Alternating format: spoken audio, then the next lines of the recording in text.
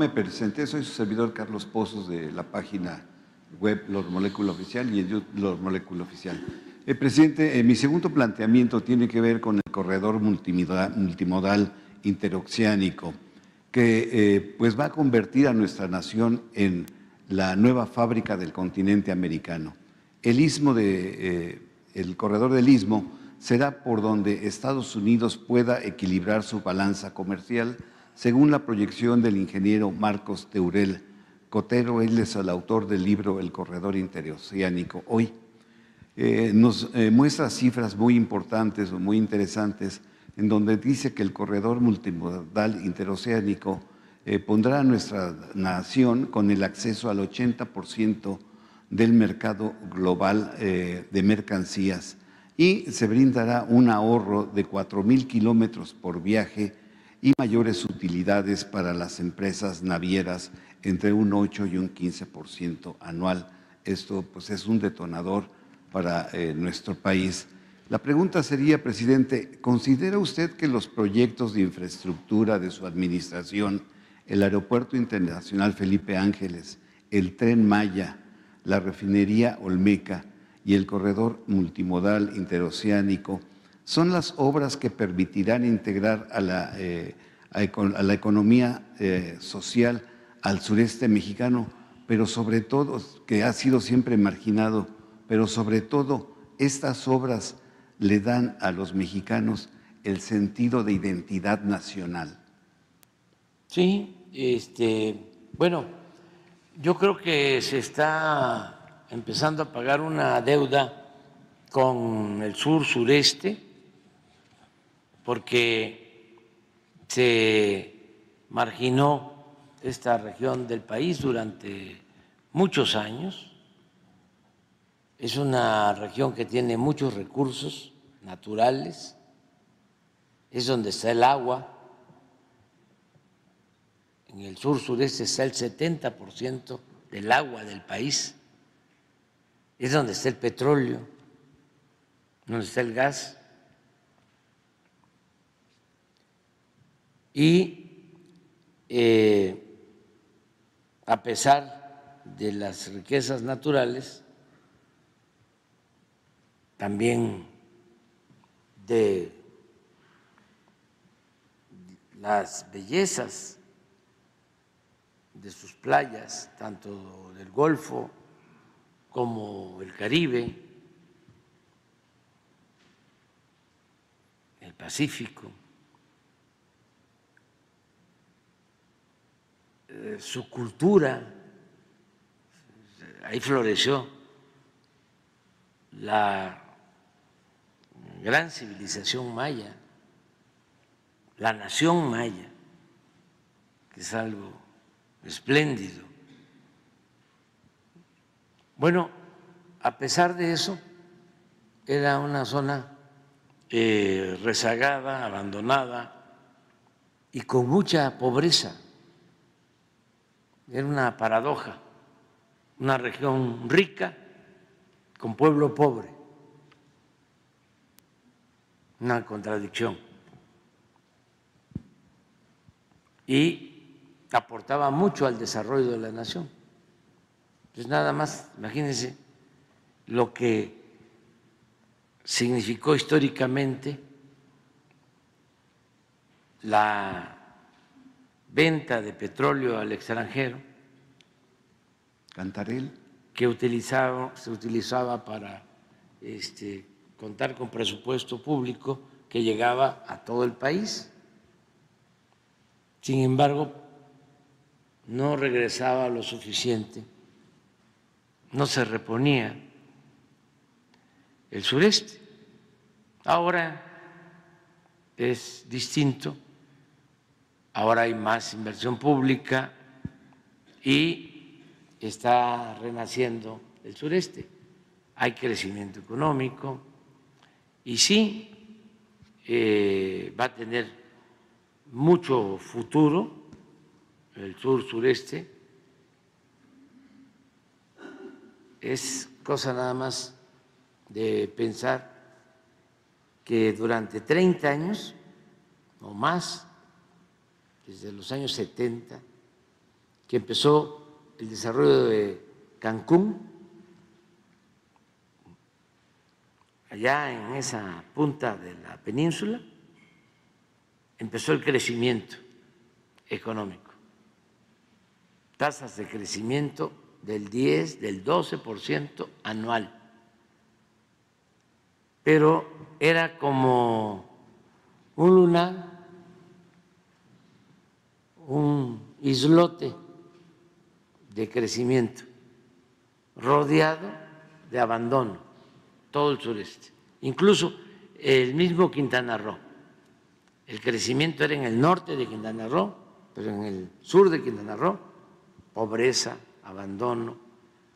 Lo mismo Yucatán, Campeche, Tabasco, Chiapas, Oaxaca, al grado de que durante el periodo neoliberal mucha gente se fue a vivir a Quintana Roo. Por eso la gente originaria de Quintana Roo ha sido muy solidaria, porque le permitió en momentos difíciles a muchos irse a buscar la vida allá a Cancún, luego la Riviera Maya, y ahora pues se está desarrollando toda la región. ¿Qué va a significar esto? Que desde luego se mantiene el agua, todavía por algún tiempo el petróleo, el gas, pero se está impulsando para el futuro, para las nuevas generaciones, la actividad turística con nuestras riquezas arqueológicas excepcionales, con la selva, con la flora, la fauna nativa única. Es el paraíso, es todo un paraíso. Entonces, eso va a atraer a muchos visitantes y esa actividad va a ayudar mucho para la creación de los empleos, para el bienestar de la gente.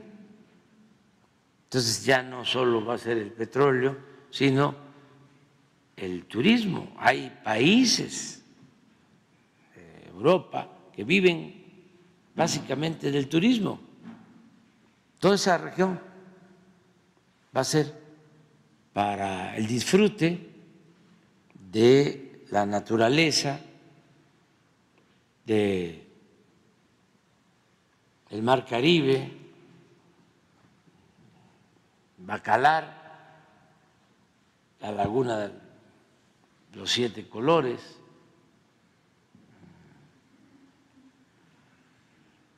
bueno, tantos lugares bellísimos, Xel-Há, Calakmul, la ciudad de Campeche, es una de las ciudades más bellas de México, ciudad amurallada, Mérida, Chichén Itzá, Palenque,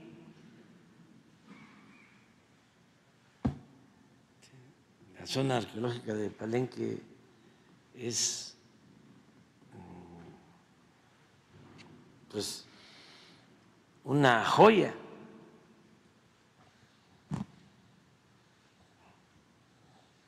Antes de irse a Cuba con Fidel Castro en el Granma, el Che Guevara hizo un viaje a la península y a Palenque, y estuvo en Palenque y escribió un poema. Ahí se los dejo de tarea, que lo busquen, sobre Palenque, pero le llamaba el joyal de América. Entonces, todo eso lo tenemos. Bueno,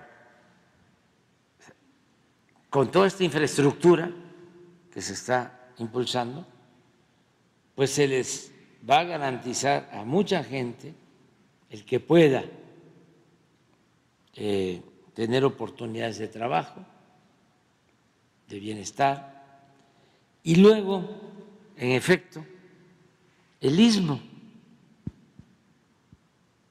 que cuando Porfirio Díaz construyó el ferrocarril del Istmo y los puertos de Coatzacoalcos y de Salina Cruz para unir los dos océanos, al mismo tiempo que se estaba construyendo el Canal de Panamá, pues se terminó incluso el tren del Istmo y los puertos antes de que atravesara el primer barco por el Canal de Panamá. Sin embargo, pues en ese entonces Asia no tenía el desarrollo de ahora y bastaba con el Canal de Panamá. Y por eso no tuvo el éxito deseado el desarrollo del Istmo, la construcción de los puertos, el ferrocarril. Pero ahora son otras circunstancias. El Pacífico ha crecido muchísimo, Asia.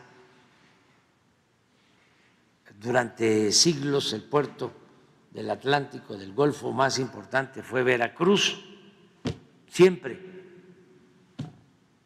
Y ahora resulta que tiene más movimiento de contenedores, de mercancías, Manzanillo, en el Pacífico, que Veracruz.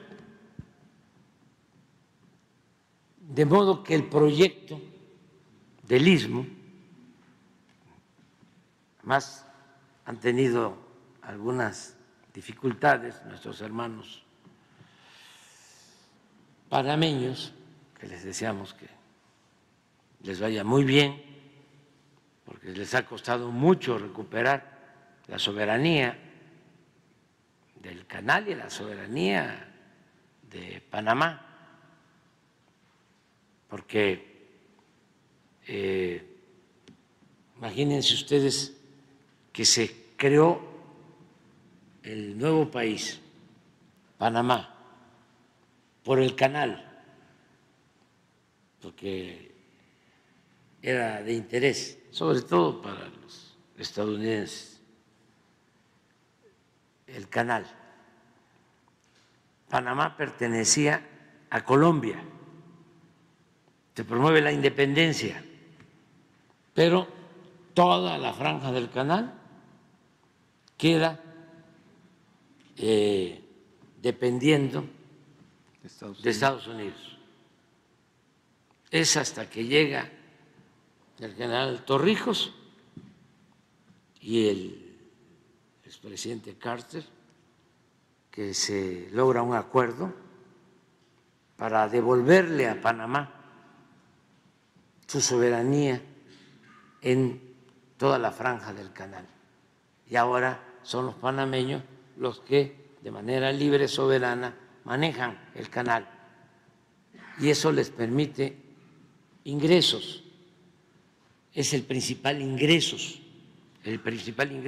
de Panamá, lo que obtienen por el paso de las embarcaciones. Sin embargo, por la falta de agua, el cambio climático, todo esto que está pasando, han tenido algunas dificultades que esperemos que se resuelvan. Desde que vino aquí el Barón de Humboldt, ese científico alemán, decidió que eran 3 los mejores pasos. Era Panamá, para unir los dos océanos, Panamá, Nicaragua y el Istmo. Además que se decidió por hacer el canal en Panamá. Incluso hubieron investigaciones. Esto viene desde el inicio de la llegada de los españoles. Carlos V le pidió a Cortés que investigara cómo encontrar un paso para unir a los océanos. Cortés estuvo explorando en lo que es ahora Salina Cruz y consideró que no había posibilidad. Querían incluso utilizar ríos desde Coatzacoalcos para pasar hacia el Pacífico. Nosotros retomamos el proyecto, el antiguo proyecto del tren, de los puertos, rehabilitamos los puertos, los dos los hizo el contratista predilecto de Porfirio Díaz, Pearson, que era también dueño de la compañía petrolera El Águila, también fue el que hizo el puerto de Veracruz en la época de Porfirio Díaz y desde luego el ferrocarril.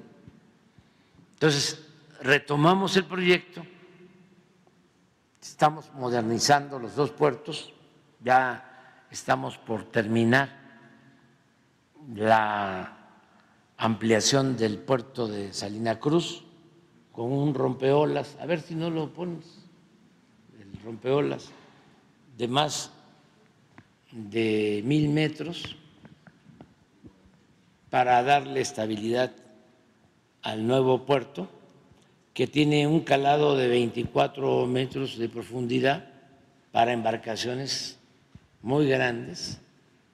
Va a ser uno de los mejores puertos del Pacífico y lo mismo en el caso de Coatzacoalcos, y ya terminamos la vía del ferrocarril y vamos a inaugurar el día 22 de este mes. Vamos a inaugurar el tren de pasajeros como era antes, de Salina Cruz a Coatzacoalcos, están invitados, y también el tren de carga, los trenes de carga, y ya también se licitaron los manejos, la administración de los puertos, nada más se cuidó que fuesen empresas mexicanas, porque es un asunto de soberanía. Es una historia fantástica, es una historia pues llena de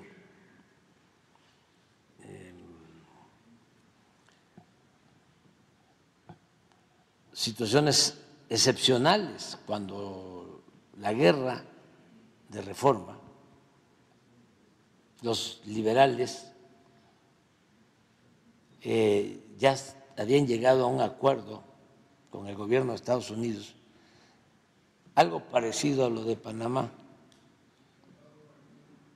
con el Tratado Maclean-Ocampo, para dar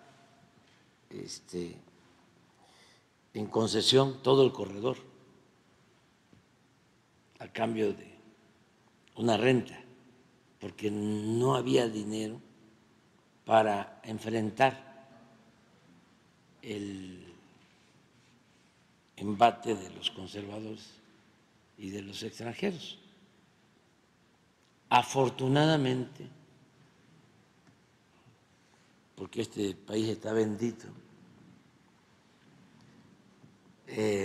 no lo aprobó el Tratado Maclean-Ocampo, el Senado estadounidense, y nos liberamos de eso. De todas formas, tenemos que cuidar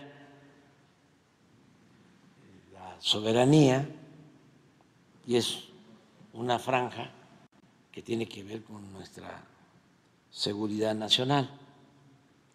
Entonces, por eso no puede ser un enclave extranjero, y se puso como condición en las licitaciones que fuesen empresas mexicanas las que manejen los dos puertos, el ferrocarril, desde luego, también público, y los polos de desarrollo solo en algunos casos, en uno de los 6 que están ya comprometidos, uno es para una empresa de Dinamarca, danesa, que va a producir energías verdes, hidrógeno verde. Es un fondo de Dinamarca, van a invertir alrededor de 10,000 millones de dólares en un polo de desarrollo. Pero miren, este es Salina Cruz, a ver si vemos esto es lo que se está modernizando. Este es el antiguo puerto, es a la derecha.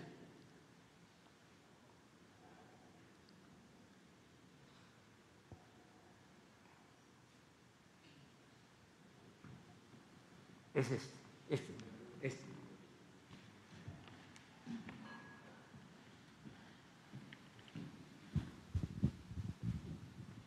Este rompeolas, que si aquí está todavía en la etapa inicial, pero ya llegó a el otro muelle y esto permite que las grandes embarcaciones lleguen aquí sin problema. Hay un calado suficiente de 24 metros y la producción del hidrógeno verde tiene que ver con dejar de utilizar combustibles fósiles para las embarcaciones, para los grandes barcos, y empezar a mover las embarcaciones con este hidrógeno verde como combustible. Y va a haber una parte aquí que va a ser como una terminal para la carga de ese combustible a barcos. Ese es el proyecto hacia adelante, porque se debe saber que contaminan mucho los barcos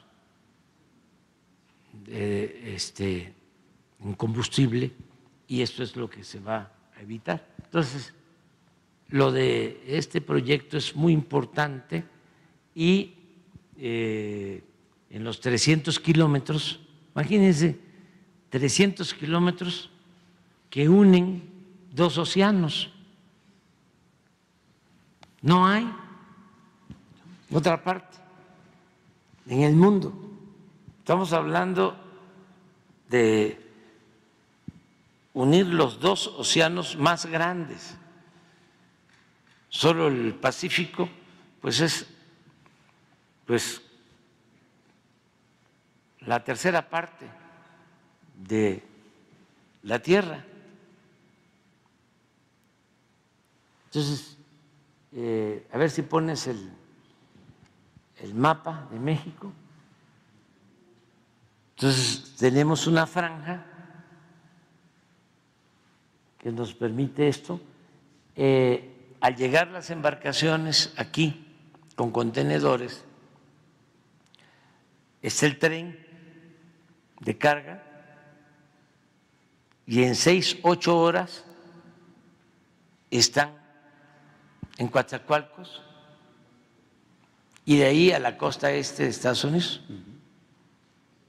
Toda Asia y la costa este de Estados Unidos.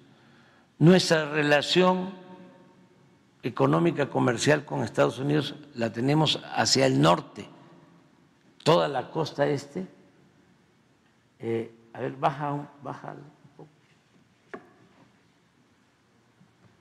No, baja para para ver, a ver si alcanzamos a ver. Ah, sí. Sí, esto. Todo esto. Es aquí,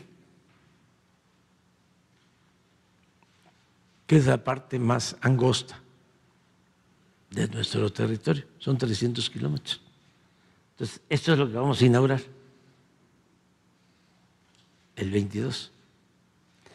Y no solo es esto, porque de aquí sigue la línea, estamos rehabilitando esta línea hasta Palenque y luego aquí viene ya el Maya, da la vuelta, aquí, y es esto y luego hasta Guatemala. Son 3,000 kilómetros de vías férreas con el puerto Chiapas, Salina Cruz, Coatzacoalcos, hasta acá, Progreso, y Ceiba Playa, Campeche. Es toda una infraestructura para esto, porque toda la relación la tenemos acá. Y esto está virgen en comercio. Eso lo sabe bien Francisco. Para futuro, eso es. Entonces, México es un país con muchas ventajas comparativas. Si cuidamos nuestros recursos naturales, si hay planeación, si cuidamos el agua,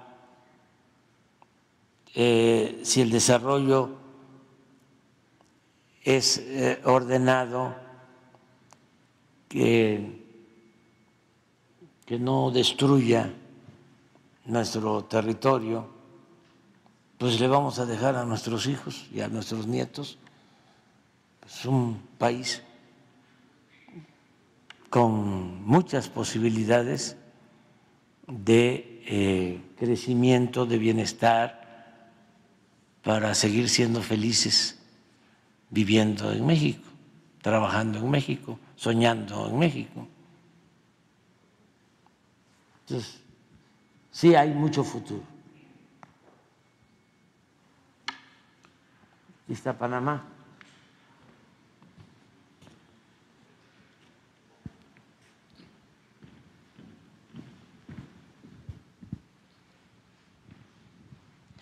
Y este es por aquí, es el otro cruce, y este otro.